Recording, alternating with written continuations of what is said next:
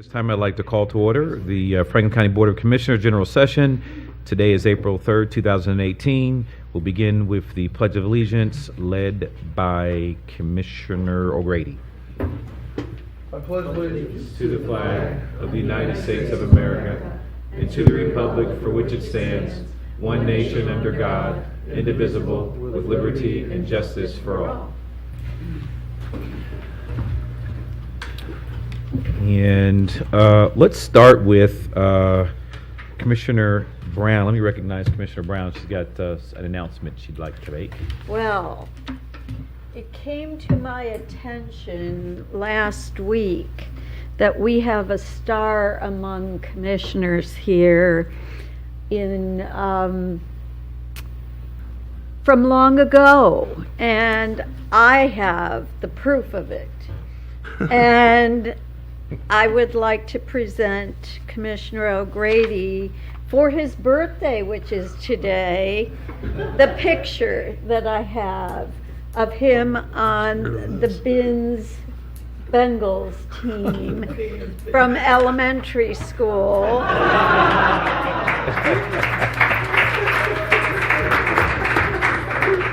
Good Lord. There you are. And this handsome That little guy looks the right there. same, except the hair. That's like 50 years Man, ago. for God's sake. he didn't even have hair then. Facial expression is identical. Lord, that's like 45 years ago. Yeah. 45, really? Are you sure? Are you sure it's not a few years or more than that? I was like 9. I might Happy not have even birthday. been 9. The Bengals, the Bins The Bins Bengals. So do you have that picture? Bins Elementary School Bengals. Dave Montgomery from the International Association of Firefighters forwarded me this picture, I don't know, like a month ago. Mm-hmm. And Well, I had he gave it- Is he in it that took picture? me a while to He figure out who I was. gave it to me David Montgomery last week. is in this He's in picture. He is I find him right. Let's see. He is number 78. This That's one. him right Yeah. here. Yeah, he was number 78, He believe it gave or me not. The the guy was a picture track star, and he for was you. number 78. Yeah. That's him. That's Mario Jackson, our quarterback. Larry Wagner. Well, Yeah. you haven't changed. This is on the west side. Just Yeah, got except for I have a lot bigger. more hair in this picture. Yeah, that's amazing. I thought you'd like to have it. Yeah, we're going to pass that around, so feel free to take a look. What's your I number in must that have been picture? 97. I must have 97. been like. I thought it was 87. It's not. 97. It's 97. I must have Okay. been like, I don't know, 8 or 9 years old in that picture. That's amazing. And it's your birthday, so happy birthday, Commissioner O'Grady. Thanks. Happy 40. Yeah. 35. I'm somewhere between you and Merrill. Right. I'm 54 today. 54, that's nice. That's nice. 54, man, wow. That's really old. No, I'm just Hey! kidding. I'm Hey! kidding, I'm kidding. Oh, I'm sorry. That's right. That's right. Gotta watch yourself. I know. I I'm gotta somewhere watch between myself. you and Merrill. You're right. You're right. Well, you know, I tell you, I know for me, birthdays, I'm starting to be very reflective in birthdays, and they're just awful. I don't know. You think back and you're like, man, You wake they up- go so quick. You wake up one day and you realize that you have fewer of them ahead of you than you have That's behind right. you. Exactly. Well, I'm sure that's not the case for you. So, Yeah. happy birthday, my friend. Thank you.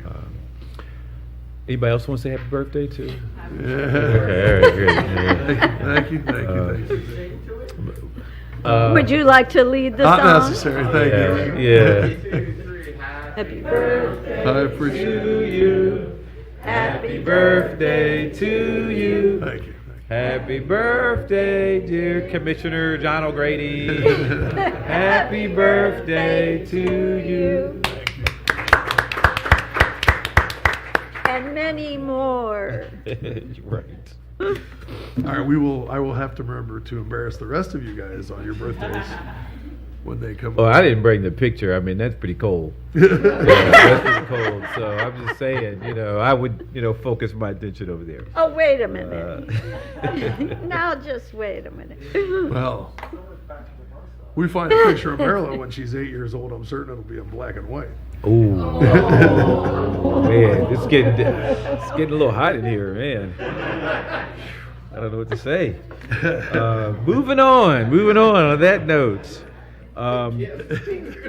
Right, we have guest speakers today. It will be cuter than my picture, that's for sure. I got a feeling Commissioner Brown looks exactly the same Probably. that she looked even Same at size, 8. too. Yeah. Same size, for sure. Not many people can say that. Yeah.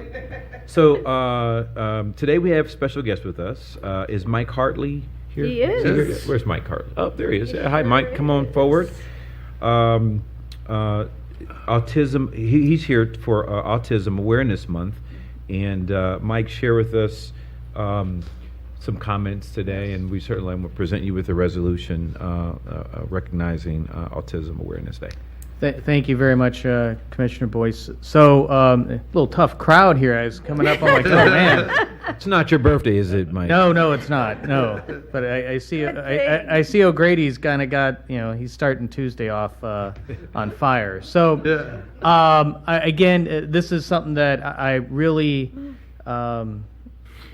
goodness, it's probably been 5 years, I think, running that I've had the opportunity to come before you and talk about Autism Awareness Day, which was yesterday, and Autism Awareness Month, which yesterday was World Autism Awareness Day, and so we're wearing the blue, and the support from the commissioners have been fantastic over this time, and just some notes about kind of what we do with Autism Speaks, but there's a number of different groups that promote autism awareness and help the autism community.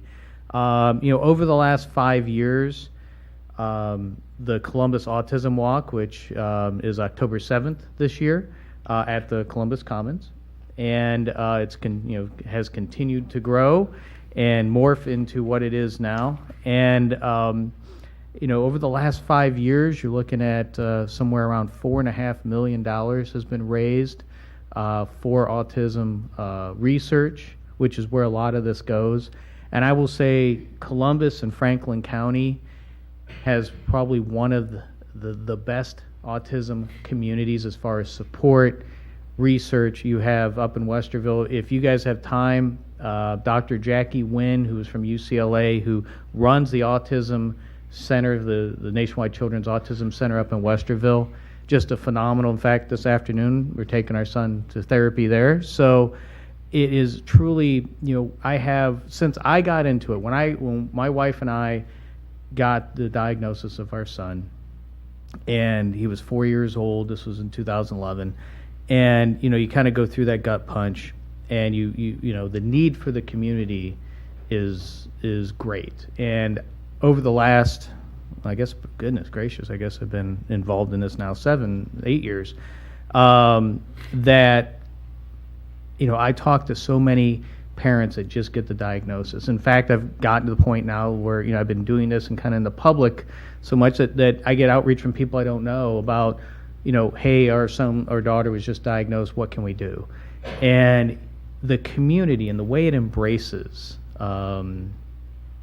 new parents particularly, but the children and the families affected by autism has been truly amazing. And it starts here. The support you all have shown over the last, again, I kind of publicly talked about my son for the first time in, I think, 2012 or so. And ever since then, you guys, anytime, we've talked about this, recognition, promoting the what we do, you all have always been there. And it's because of, the research and the community and the help that's provided that you have, when I go there, this afternoon with my wife, and we take our son there, who's now 10, going to be 11 soon, you see every walk of life, every people from every, background you could possibly imagine.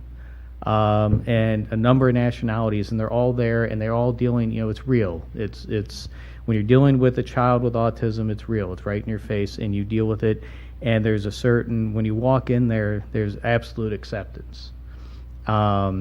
And it's truly, again, I urge you to get an opportunity to go up there and then actually walk through and understand what Jackie and her team there do. It's truly amazing. October 7th, we will do our autism walk. We are currently putting together teams and raising money. The Columbus corporate community has been fantastic. Obviously, I think you guys know White Castle has been just a true leader. The Ingram family, who without Marcy's doggedness when her son Chris was diagnosed, Jackie Wynn wouldn't be here, and we wouldn't have that facility. And so, what they do, if they usually, I think, coming up here maybe toward the end of April, for about 5-6 weeks, they do their autism program, and it raises hundreds of thousands of dollars. So make sure you do your White Castle during that program. Also, obviously, I think you all are aware and have participated in the Panera autism cookies. They're not ready yet. They may be ready by Thursday, but we'll make sure we get some. I saw the sign in their window on South High yesterday. The program's going to be from April 9th to the 15th. Usually we're able to have cookies ready for you guys, but they'll be ready Thursday. We'll make sure you get some, so hopefully you'll take the autism selfie again, and we'll be able to promote it. But again, all this support and what makes this possible, and the awareness and understanding. Well, I look back when our son was diagnosed. I look back to when I was in high school. I knew, now there are kids I went to school with that were obviously on the spectrum that I didn't know, and probably, made fun of. And, I look back on that, and, God works in mysterious ways. And the fact now that there's such an awareness, and I can tell you our son's mainstreamed in public school, and the acceptance by his classmates and the work that's done within the school is something that wasn't there 10 years ago. And it all starts from folks like the Franklin County Commissioners, who have been so supportive of this. So more than anything, I'm here just to say thank you. Thank you for all your support. Thank you for everything you've done.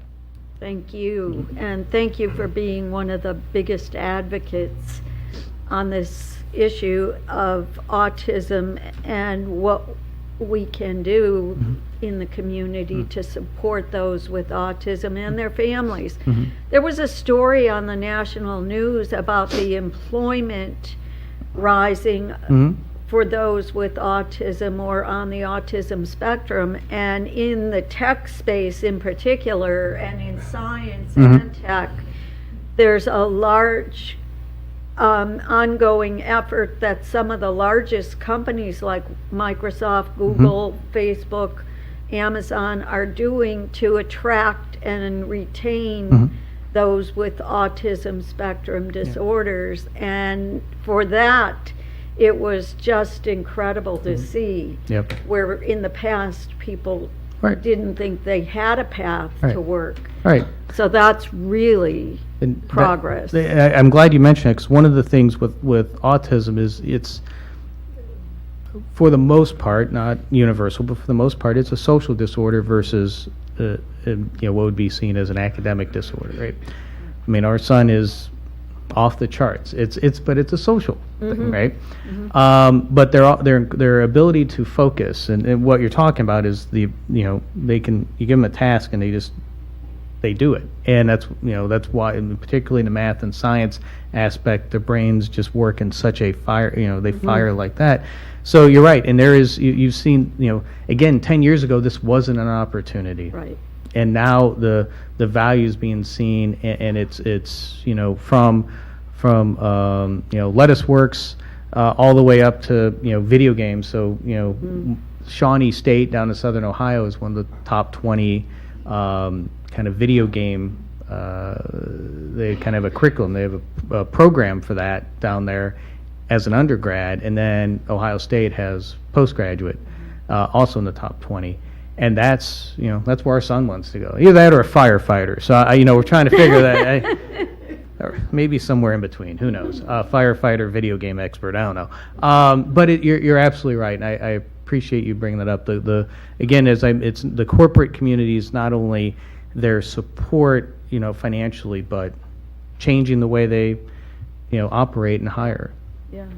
Absolutely. Thank you. Mike, I'll just share that I had I think now we're more advanced in our diagnosis of autism, but I've got a family member who wasn't diagnosed until he was an adult for the most part.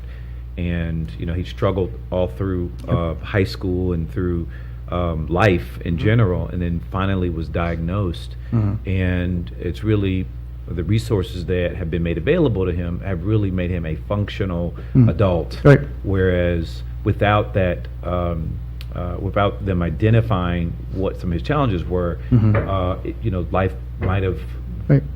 Yeah. taken a different turn in many ways. And so it is an important thing to know about in terms of awareness and to promote. And we still have a ways to go in many low-income communities where they may not have the resources to get diagnosed or be aware of things that they should ask the doctor about, or even have an access to a doctor. And so it's just another one of those things that awareness really does make a difference and can make the difference for someone's quality of life, top to bottom, and for their family, quite The frankly. families, Oh, for sure. I mean, that's, as firsthand knowledge, the burden is real. I mean, you Yeah. can see it. I think that's why we're, took 5 years, but we were able to get the state of Ohio to pass mandated insurance coverage for autism therapy.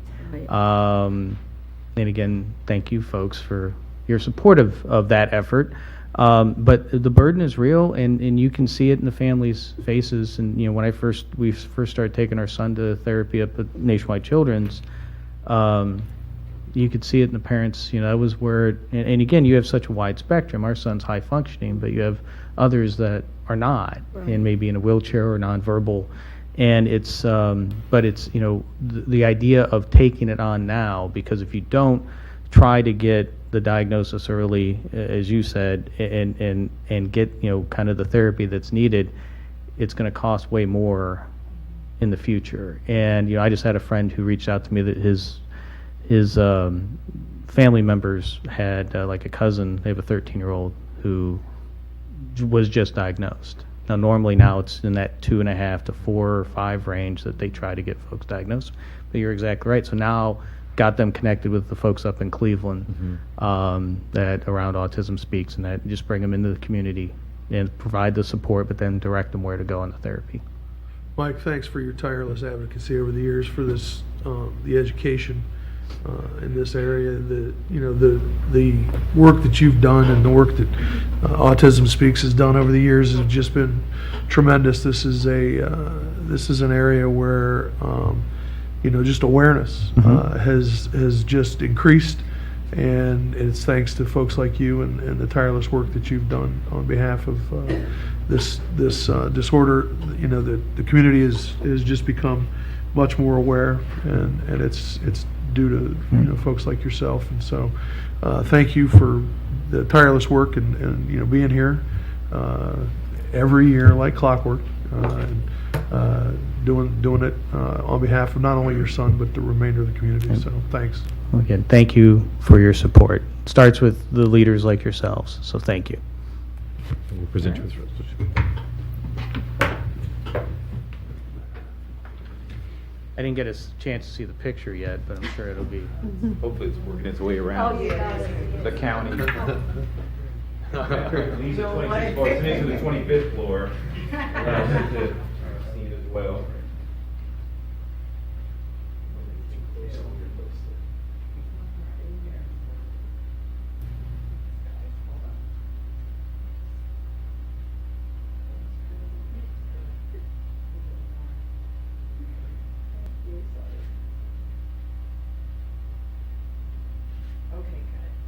Thank you.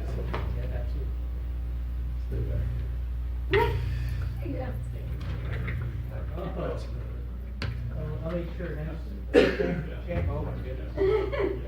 I'll make sure Champ sees this. Yeah. Champ won't recognize me either. Thank you, guys. Thank Hey, you. Mike. That's, this belongs belongs to Commissioner O'Grady. There you go. I'd actually like a copy of that. Something I'd like to do with that. Yeah, no, thank you. All right, moving along. I'd like to take a minute to talk about our voting machine research and update. And so I've got a few talking points I'd like to run through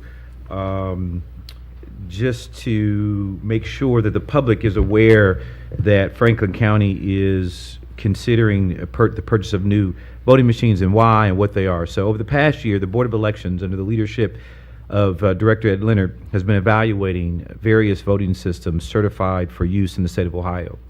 To be certified in Ohio, each voting system must pass through a rigorous testing process at both the federal and state levels.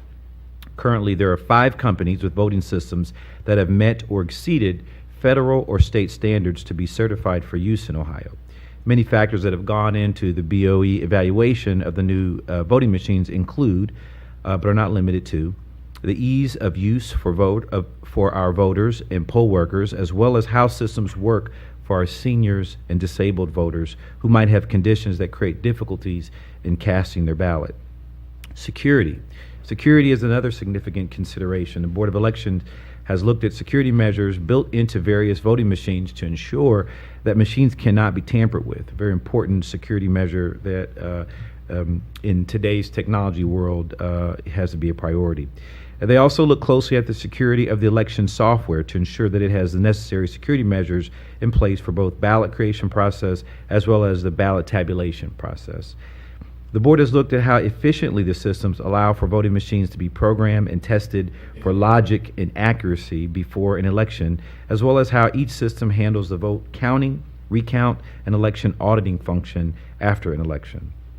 As more and more voters take advantage of the 28 days before election early vote to vote early at the Board of Election or vote by mail, the board has had to consider how each system will function for voters who go to early vote center and who vote by absentee mail.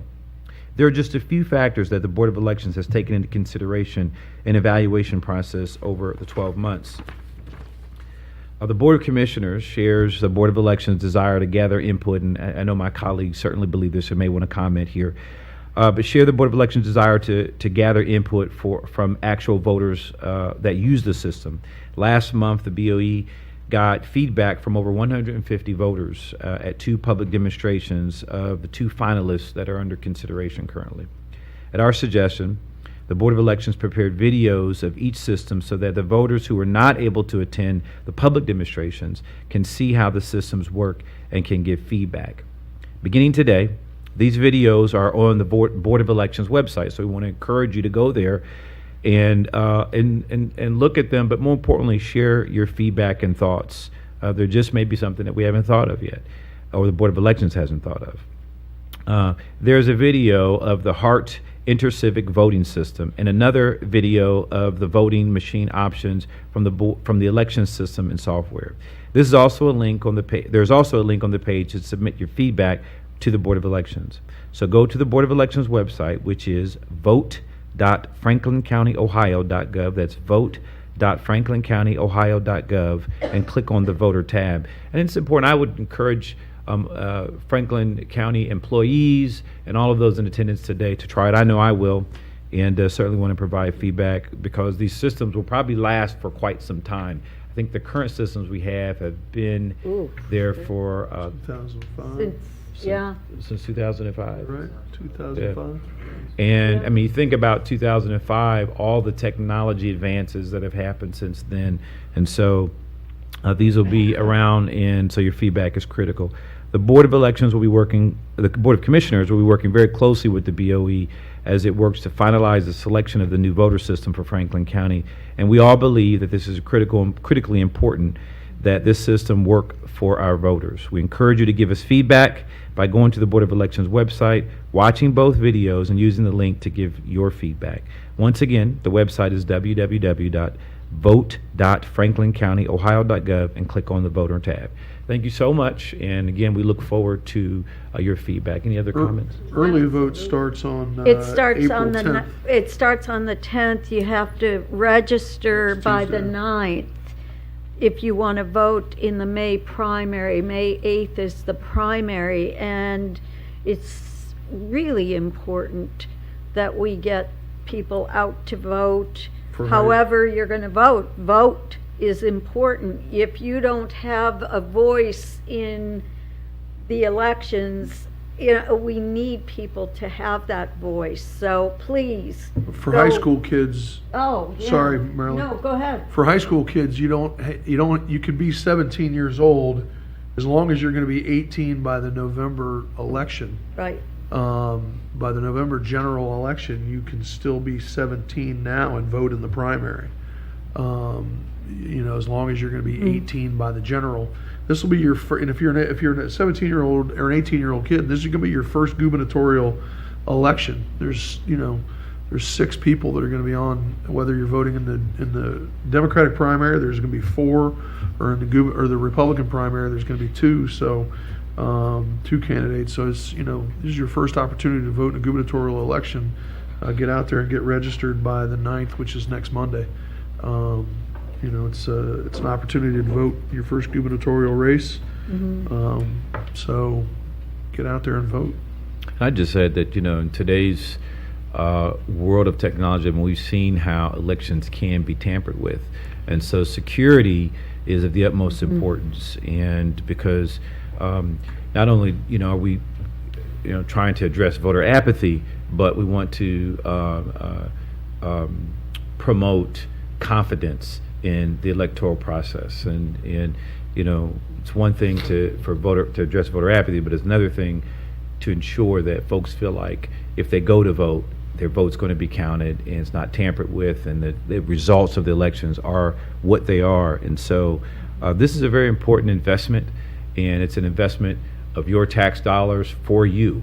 And so the feedback on these voting machines is just absolutely critical. I know I'm anxious to go to the website and check it out and try it, because I think of when I go in, all the questions that are asked me when folks recognize me, and I don't know anything about the voting machines, but I know they have to be easy. I know they have to be secure. I know they have to be able for people to read them clearly and access them clearly if they've got other challenges. And so all of these measures are things that we're going to be looking at and considering as the Board of Elections bring that final product forward. But your feedback is just going to be crucial. So I just can't emphasize that enough. And again, I want to encourage you to go to www.vote.franklincountyohio.gov and click on the voter tab to watch the videos and learn more about the products that we're currently considering.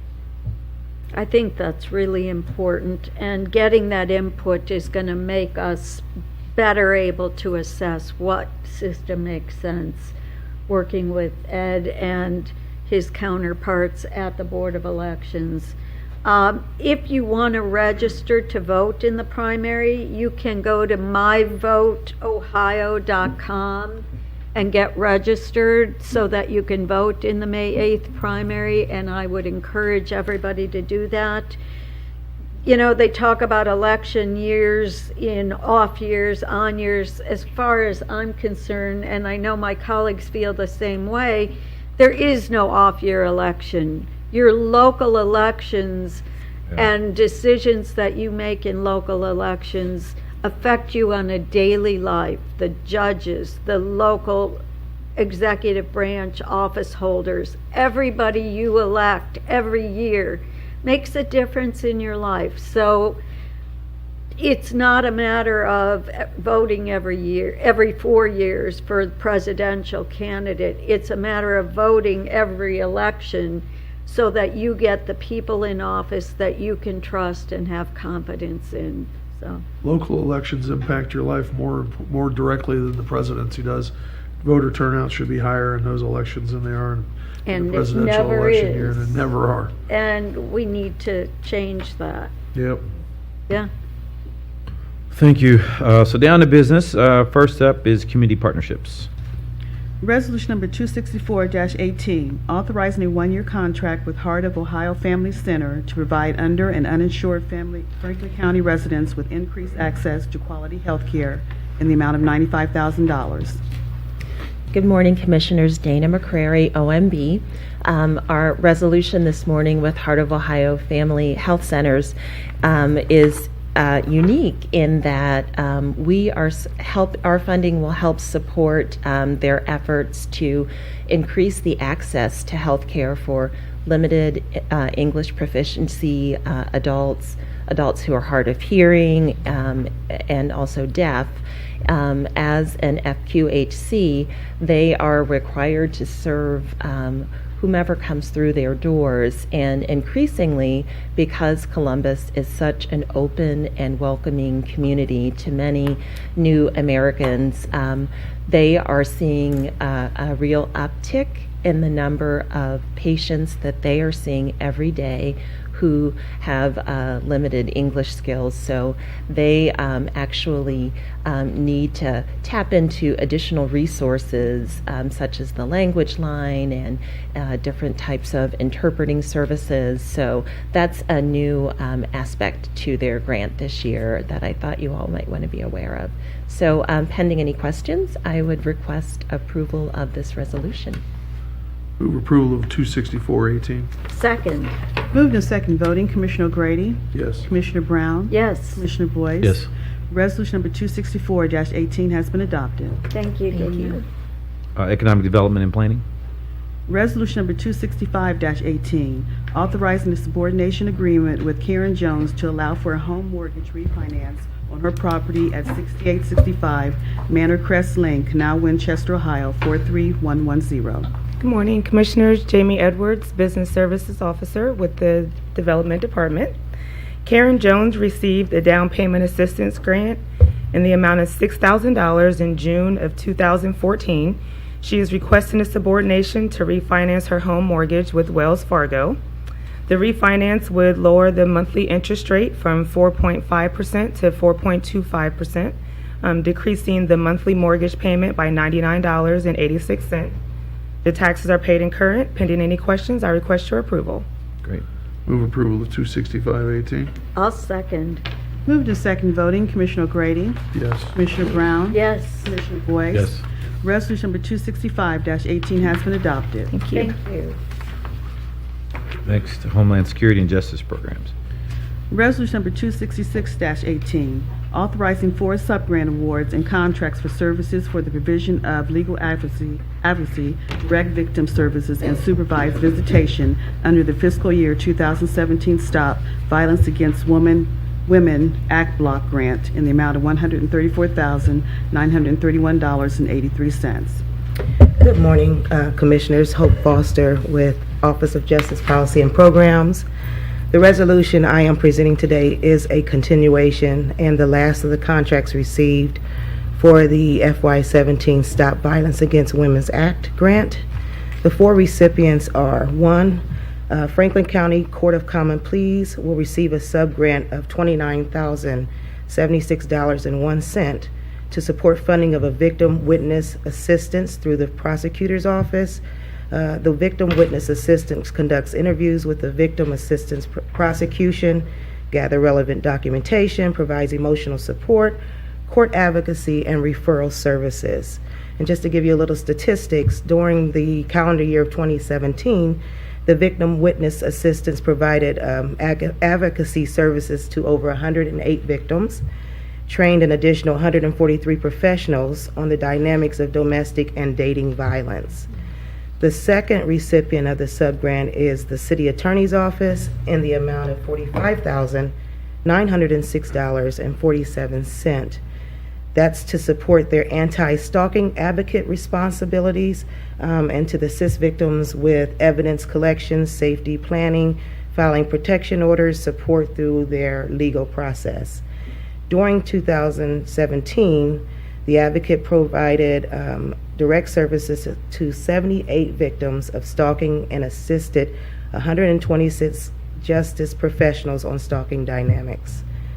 The third recipient is Choices. They will receive $41,624, and they will be responsible for hiring 2 legal advocates that will work and be co-located with the city attorney's office. During the calendar year of 2017, the advocates provided services to 444 victims. Lastly is the Buckeye Ranch. They'll receive $18,325.35, which will support the continuation of supervised visitation and safe exchange services for families who have a history of domestic violence and are court-ordered shared parenting. It is anticipated that up to 15 families will be served per week with the additional support provided through VAWA. And that's 39 weeks remaining in 2018, so it's a possibility to reach almost 585 families. Pending any questions, I respectfully request passage of this resolution. Move approval of 266-18. Second. Moved and seconded voting, Commissioner O'Grady? Yes. Commissioner Brown? Yes. Commissioner Boyce? Yes. Resolution number 266-18 has been adopted. Resolution number 267-18, authorizing renewal of 800 megahertz radio communication users agreement for Central Ohio Transit Authority. Good morning, Commissioners. Kathy Crandall, representing the Regional Communications side of Homeland Security. This resolution requests your approval for the renewal of the Franklin County 800 megahertz radio system user agreement with the Central Ohio Transit Authority, or COTA. This is a 3-year agreement that ends in 2021, and it has been in place since 2015. Pending any questions, I recommend your approval. Move approval of 267-18. Second. Moved and seconded voting, Commissioner O'Grady? Yes. Commissioner Brown? Yes. Commissioner Boyce? Yes. Resolution number 267-18 has been adopted. Resolution number 268-18, authorizing service contract with Motorola Solutions for the 800 megahertz radio communication systems in the amount of $13,636. Commissioners, this resolution secures the service contract with Motorola Solutions. Our system is proprietary to Motorola. We need this service contract to provide the maintenance for the radio system. This will provide digital communication for public safety and public safety personnel across the county, and pending any questions, I recommend your approval of this contract. Move approval of 268-18. Second. Moved and seconded voting, Commissioner O'Grady? Yes. Commissioner Brown? Yes. Commissioner Boyce? Yes. Resolution number 268-18 has been adopted. Thank you. Thank you. Sanitary engineers. Resolution number 269-18, authorizing addendum to the substitution agreement with Oak Hills Mobile Home Park LLC. Good morning, Commissioners. Stephen Renner with the Franklin County Sanitary Engineering Department. This resolution, as you may recall, in July last summer, you entered into a substitution agreement with Oak Hills Mobile Home Park. That agreement was where they would build the pump station, the necessary facilities, and connect to our sewer collection system at Darvydale. They have made progress. They have built everything. We're ready for them to connect. However, they have a little bit of a cash flow problem. They cannot pay the capacity fee to us, the $55,811. So, with help of Harold Anderson of the prosecutor's office, we've created this addendum to the substitution agreement as a mechanism for them to be able to pay in 3 payments the capacity fee, 3 payments each of $18,604, and then provide them a temporary sewer permit until they fully pay the capacity fee. Then we'll be able to turn around and issue a final and permanent sewer permit. Are they okay with this arrangement? Yes, Commissioner, they have signed and they're ready. Okay. We're good. We're good, Commissioner. In addition to the addendum to the substitution agreement, they also executed a promissory note in favor of Franklin County, both of which I intend to file with the court this afternoon. Good. That's great, and I know, Stephen, once we are done with our meeting today, you would like to get this signed right away. That's right, Commissioner. Please, thank you. And then I'll be able to turn it over to Harold for him to record it with the courts. Okay. Good. Move approval of 269-18. Second. Moved and seconded voting, Commissioner O'Grady? Yes. Commissioner Brown? Yes. Commissioner Boyce? Yes. Resolution number 269-18 has been adopted. Commissioners, thank you. Good, thank you. Purchasing. Resolution number 270-18, approving purchases for various Franklin County agencies in the amount of $1,305,649.11. Good morning, Commissioners. Megan Balanier, representing the Purchasing Department. The resolution before you requests your approval of 83 purchase orders. 8 of these 83 POs have been awarded to small and emerging business enterprises, which equals 9.6% of the overall PO volume. Their total dollar value is $137,309, which equals 10.5% of the overall PO dollar value. These purchase orders have been pre-certified as to the availability of funds by the county auditor. Pending any questions, I recommend their approval. Move approval of 270-18. Second. Moved and seconded voting, Commissioner Grady? Yes. Commissioner Brown? Yes. Commissioner Boyce? Yes. Resolution number 270-18 has been adopted. Thank you, Megan. Board of Commissioners. Resolution number 271-18, authorizing a contract with the Capital Crossroads Special Improvement District for the Downtown CPAS program to provide transit services for eligible Franklin County employees. Good morning, Commissioners. Zach Telerik with the Office of Management and Budget. This resolution would authorize the county administrator to enter into a contract with the Capital Crossroads Special Improvement District for participation in the Downtown CPAS program. The Downtown CPAS program will provide access to all of CODA's transit services for each employee within the Board of Commissioner agencies, as well as those appointing authorities electing to participate in this program. Based on the approval so far, approximately 3,000 employees will be covered by the program. That's scheduled to last from June 1st of this year through December 31st of 2020. This will replace the current public transportation benefit program originally established by the board in 2008 for the county to subsidize the purchase of monthly bus passes from CODA. And Cleve Ricksecker, the executive director from Capital Crossroads, is here. If I think I want to say a few words before. Zach, before we ask Cleve to speak, I wanted to just ask a question of you. How will our employees learn about the change, and what will they see in a change? I think as one of the process working with Marty Homan in Public Affairs, we'll be reaching out to each of the individual agencies participating. The first step will be to send a census file to confirm what type of employee ID they have, whether they have a magnetic strip or not, and then working with Public Facilities Management, either replacing IDs that don't have a magnetic strip, or PFM will be able to preload an existing magnetic strip with the code that's required by CODA so that an employee would be able to swipe their ID to ride the bus. Okay, that makes sense. Welcome. Thank you. Cleve Ricksecker, Executive Director of Capital Crossroads. We've talked about this for 3 years now. Mm-hmm. It's finally going to happen June 1st. It's a great collaboration. The county, the city, private sector, property owners together are purchasing unlimited access for 45,000 employees in downtown Columbus. Any bus to any any destination, anytime. I won't say a whole lot, except that the program wouldn't happen without CODA and its flexibility in allowing a bulk purchase at the same rate that Ohio State University students purchase access for all the students, which is $40.50 per year. And it wouldn't happen with MORPSI, MORPSI's been just amazing. They've been with us, working with us on this project since January of 2015. So a lot can be said for those, as well as the county people we worked with. Zach, Ken Wilson, Marty Homan have been just fabulous to work with. And I'm happy to answer any questions you've got. But it's it's the first of its kind in the country. There's one program like it in Europe, in Belgium. It was cited by a publication called Streets Blog, which is a blog of planning geeks and transportation geeks as the best transportation policy in the United States in 2017.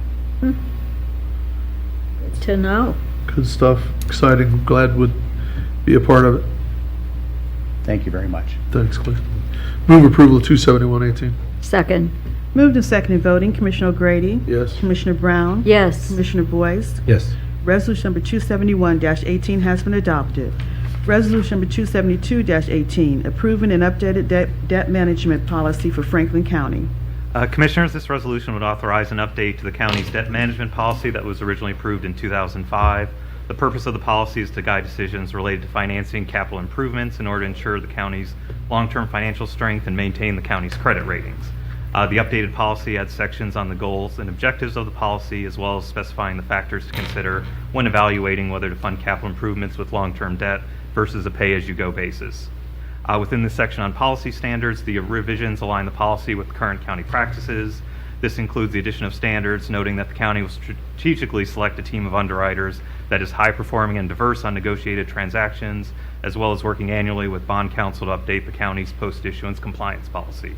In addition to working with county administration and the various offices, the updated policy has been reviewed by the county's bond counsel, Frost Brown Todd, the municipal advisor, Umbaugh and Associates, and the senior underwriter on the upcoming debt issuance, Bank of America Merrill Lynch. Pending any questions, would ask for your approval of this resolution.